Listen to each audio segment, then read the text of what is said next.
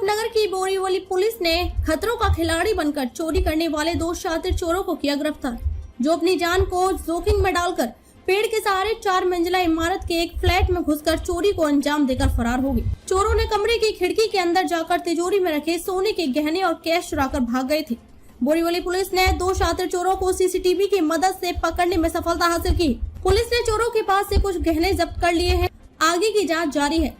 Borivali police station के वरिष्ठ police निरीक्षक निनाद सावंत के अनुसार बोरीवली पुलिस स्टेशन की हद में रहने वाले एक कपल ने पुलिस को बताया कि उनके रहते हुए रात को पेड़ के सहारे उनके फ्लैट में खिड़की के रास्ते आकर कुछ लोग चोरी कर फरार हो गए। उनकी तिजोरी से 1,90,000 कैश और करीब 4.5 लाख के गहने चोरी हो गए। कपल की शिकायत के आधार पर पुलिस ने मामला दर्ज कर आरोपी की तलाश शुरू की।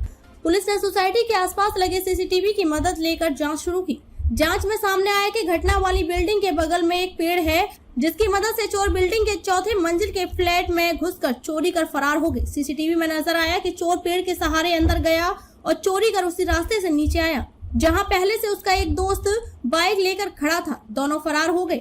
बोरीवली पुलिस स्टेशन के जांच अधिकारियों ने सीसीटीवी फुटेज के आधार पर आरोपी की पहचान की, जो अंधेरी और जागेश्वरी के रहने वाले हैं। पेड़ पर चढ़कर चोरी करने वाला शख्स का नाम संतोष चौधरी, उम्र 23 वर्ष, जिस पर दर्जनों चोरी के मामले दर्ज हैं। दूसरे साथी चोर का नाम झिमाद सैयद, जोगेश्वरी का रहने वाला, ओशिवरा अंधेरी सहित आधा दर्जन चोरी के मामले दर्ज हैं। ये दोनों चोर चोरी की बाइक लेकर दिन के उजाले में ऐसे फ्लैट पर नजर रखते हैं जिनमें खिड़की न लगी हो या जाली न लगी हो और घर में ज्यादा लोग न रहते हो, और रात को खतरों के खिलाड़ी बनकर चोरी की वारदात को अंजाम देकर फरार हो जाते थे।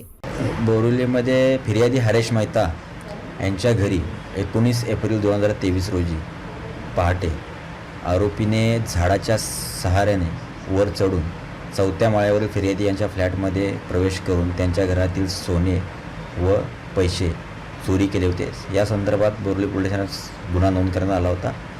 त्या गुन्ह्याच्या अनुषंगाने बोरिवली पोलीस ठाण्याचे गुन्हे प्रकटीकरण पथकाचे अंमलदार व अधिकारी हे CCTVच्या माध्यमातून सदर आरोपितांचा शोध घेत होते।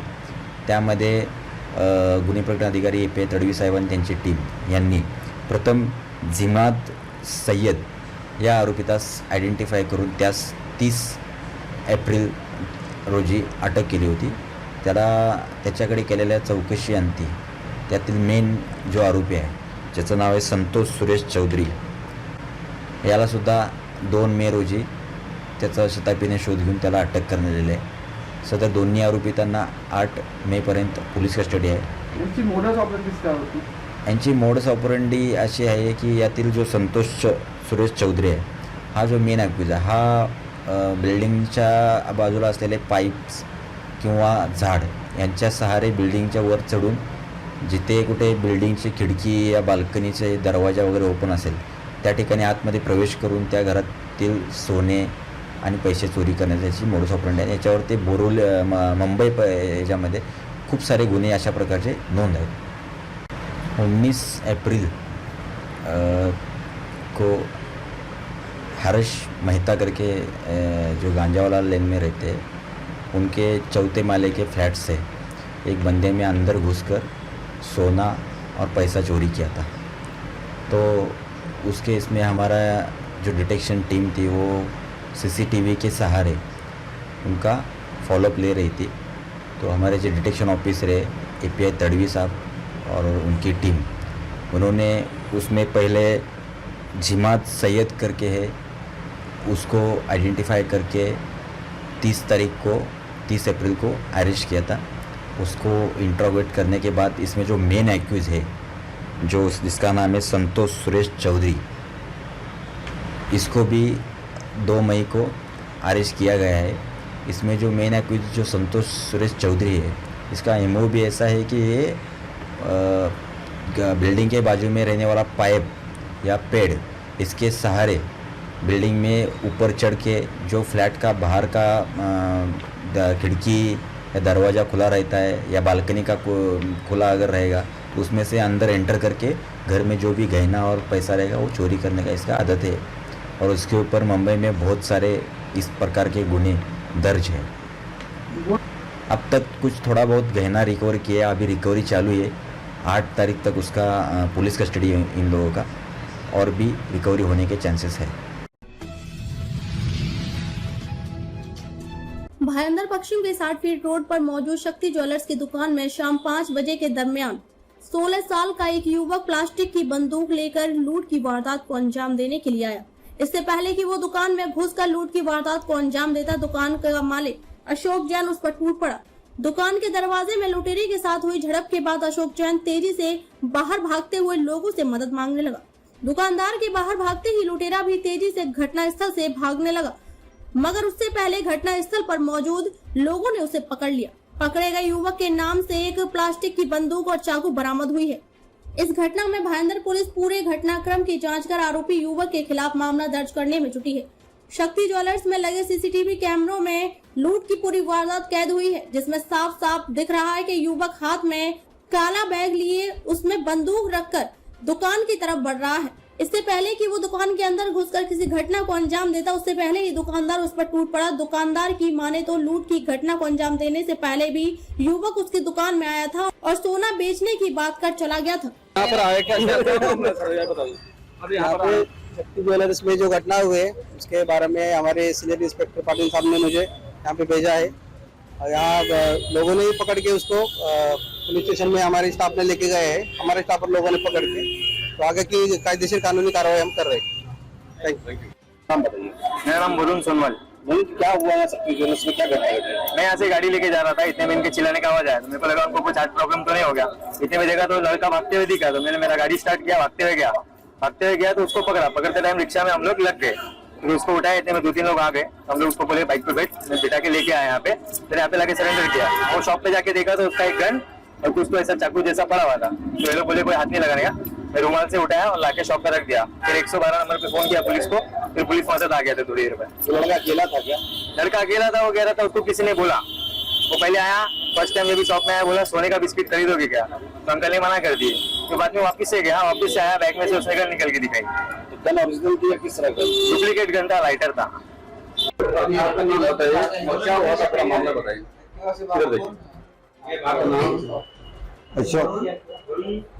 अशोक कुमार जितमल जैन। क्या हुआ था अभी आप क्या हुआ था? एक लड़का आया था, पीछे बैग लटका हुआ था, बोला बिस्किट गिरी रखते हो क्या? मैं उसको बोला नहीं रखते, तो चेक तो कर लो, बोला चेक नहीं करना है। तो फिर चला गया आगे। फिर 1-2-3 मिनट के बाद वापस आया। जैसे वो आते ही सीधा बैग से पिस्टल निकाला और मैं सीधा काउंटर से सीधा बाहर आके शर्ट खींच के बाहर लेके आ गया उसको, तब तक आगे भाग गया। पहले तुमने उसको उसका जो गन था तो ओरिजिनल था, प्लास्टिक का था, गन प्लास्टिक का था।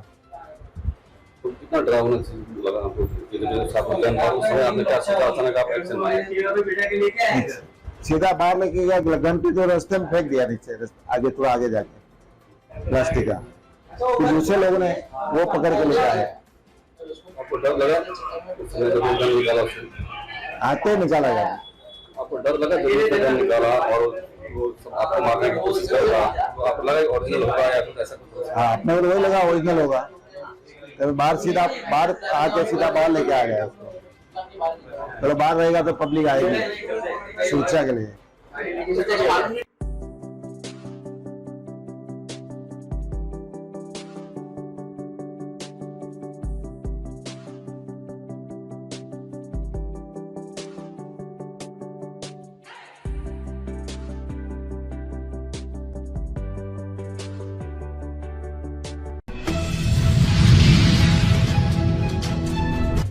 विधायक सुनील राणे द्वारा 3 दिवसीय खादी महोत्सव 2 का शानदार आयोजन।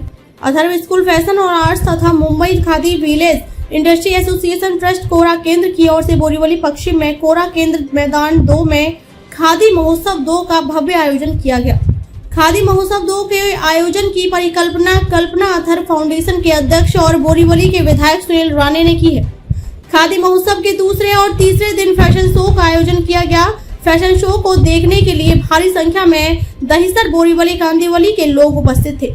जनता की मांग है कि हर साल इस खादी को बढ़ावा देने के लिए कार्यक्रमों का आयोजन होना चाहिए। खादी महोत्सव में लगाए गए 100 से ज्यादा स्टॉल देश के अलग अलग राज्यों के हस्तकला, डिजाइन और परिधानों के थे। इस फैशन शो में फैशन डिजाइनर्स कलेंका अंजू मोदी, गिन्नी जैन, नौमी ऑफिशियल जब्बार खत्री, पेशा लेवल विद्यार्थी अस्मी, नरेश शेजू और अथर्व स्कूल फैशन और आर्ट्स द्वारा अप्रतिम फैशन शो सादर किए गए। सभी डिजाइनर्स को मंच पर सम्मानित किया गया। हमारे महान स्वतंत्रता सेनानियों की मामूली पोशाक के कारण आज खादी फैशन का प्रतीक बन गया है। प्रधानमंत्री श्री नरेंद्र मोदी के वोकल फॉर लोकल के सपने को साकार करने के लिए इस वर्ष भी खादी महोत्सव का आयोजन करके भारत की सांस्कृतिक विविधता और परंपराओं को संरक्षित करने का संकल्प किया गया। ये खादी महोत्सव 2 का आयोजन में करीबन 10 डिजाइनर ने कपड़े बनाए थे और ये डिजाइनर के कपड़े फैशन शो के माध्यम से क्यों लाए जाते हैं, ये तो अंतर्राष्ट्रीय राष्ट्रीय एक जैसे हम कहते हैं कि नियम है, तजुर्बा है, और ये तजुर्बा और नियम के साथ साथ ये कपड़े लोगों के सामने रखे जाते हैं।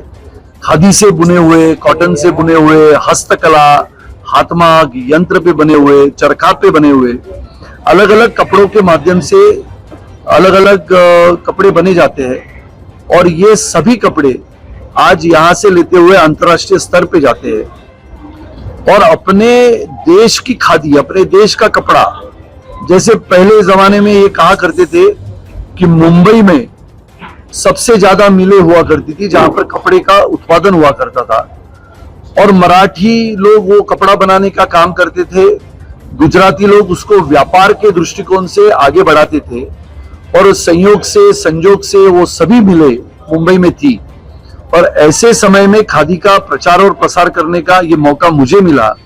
बोरीवली जैसा शहरों का एक शहर है जहां पर सभी जाति के, सभी धर्म के लोग रहते हैं और बोरीवली ये खादी की पहचान पहले से बनी है। कोरा केंद्र ट्रस्ट यहाँ पर है जिसको खादी विलेज इंडस्ट्रीज एसोसिएशन कहा जाता था और पुराने जमाने से जैसे चले जाओ आंदोलन की शुरुआत महात्मा गांधी जी ने की और ये बहुत बड़ा संग्राम इस देश ने देखा था और इसके लिए खादी की पहचान हमारे आज की आधुनिक पीढ़ी को हो, इसका ये प्रयास था और मैं मानता हूं कि ये प्रयास हमारा पूर्ण सफल होने में और समय लगेगा। लेकिन आज जब हम आज की आधुनिक छात्राओं को देखते हैं और वो खादी परिधान करते हैं और खादी से बने हुए कपड़े भी पहनना सीखते हैं, बनाना सीखते हैं और उसके माध्यम से अपना कारोबार बढ़ाना चाहते हैं, ये बहुत बड़ी उपलब्धि इस देश के लिए है और इसके लिए मैंने कहा कि आदरणीय प्रधानमंत्री जी का हम जितना अभिनंदन करें, धन्यवाद दें, उतना कम है, क्योंकि इस देश को प्रेरणा देने का काम, आधुनिक पीढ़ी को खादी का महत्व समझाने का काम इस देश के प्रधानमंत्री करते हैं और आज का ये खादी महोत्सव उन्हीं के प्रेरणा के माध्यम से हमने शुरू किया और आज का उसका समापन इस साल का हमने किया है। मुझे लगता है खादी महोत्सव ने बहुत सारे छोटे छोटे उद्योजकों को भी इस खादी महोत्सव के दरमियान बहुत बड़ी जगह दी, बहुत बड़े लोगों के सामने अपने उत्पादनों को रखने का मौका मिला। मुझे लगता है कि ये भारी मात्रा में सबसे ज्यादा बोरीवलीकरों ने इसको जिसका साथ दिया, प्रतिसाद दिया और ये महोत्सव में 4 चांद लगाने का काम बोरीवली की जनता ने किया। मैं बोरीवली की सभी जनता को तहे दिल से शुक्रिया अदा करता हूँ। इस महोत्सव में कितने स्टॉल लगाए गए थे? क्या कितने स्टॉल लगाए गए थे? कहाँ? करीबन 105 स्टॉल हमने लगाए थे और पूरे देश भर में से लोग आए थे। कहीं छत्तीसगढ़ से थे, मध्य प्रदेश से थे, राजस्थान से थे, उत्तर प्रदेश से थे, जिसका हमने जिक्र किया। वैसे नॉर्थ ईस्ट में से त्रिपुरा में से थे, आसाम में से थे, अरुणाचल में से थे। यानी मैंने देखा कि जैसे कि अजरकपुर, यानी वहां से बुने हुए जो ये शॉल है, ये कपड़े बुनने के लिए, यानी ये कपड़ा बुनने के लिए करीबन 30 दिन लगते हैं। अजरकपुर यानी आज रखो, जितना काम किया उतना, 2 दिन के बाद वापस आके उसके ऊपर बुनाई करो, सिलाई करो। ऐसे बनते बनते इस देश का सबसे बेहतरीन ऐसा उत्पादन हमने यहाँ पर बोरीवली में रखा था, क्योंकि बोरीवली ये जिंदा दिलों की, लोगों की बोरीवली है। बोरीवली में सबसे बड़ा व्यापार होता है और कपड़ों के व्यापार से लेके घरेलू उत्पादनों तक बोरीवली के नागरिक प्रतिसाद देते हैं। इसके लिए ये खादी का महोत्सव बहुत ही यशस्वी हुआ। इस देश को आजादी मिलने के लिए हजारों लाखों स्वतंत्र सैनिकों ने अपने प्राणों का बलिदान कर दिया था। इनकलाब जिंदाबाद का नारा देते समय उनके शरीर पे जो पहराव था, जो कपड़े थे, वो खादी से बने हुए थे। तो भारत की पहचान खादी है। भारत की संस्कृति और परंपरा को संरक्षित करने का काम ये खादी करती है और ये खादी की पहचान हम सबको होनी चाहिए करके ये एक प्रचार और प्रसार हम सभी करते हैं। Atharva school of fashion and arts और अथर्व फाउंडेशन ने ये कार्यक्रम आयोजित किया। ये दूसरा वर्ष था और बोरीवली में सभी नागरिकों ने इतना भर के प्रतिसाद दिया कि करीबन 100 ऐसे कारागिर यहाँ पर आए थे जो हाथ से बुने हुए खादी के कपड़े यहाँ पर थे, आभूषण थे और अलग अलग वस्तुओं का उत्पादन करने वाले हमारी आज की आधुनिक पीढ़ी ये खादी के बारे में समझे, ये अपने देश में बनने वाले कपड़ों के बारे में समझे और ये खादी का पहराव हर एक के घर में हो, ये ऐलान करने वाले इस देश के प्रधानमंत्री आदरणीय श्री नरेंद्र मोदी जी का मैं धन्यवाद देता हूं कि जिनसे हमने प्रेरणा ली। मैंने उनका एक भाषण सुना और भाषण में उन्होंने जिस प्रकार से हम सबको कहा कि इस देश में खादी का महत्व क्या है।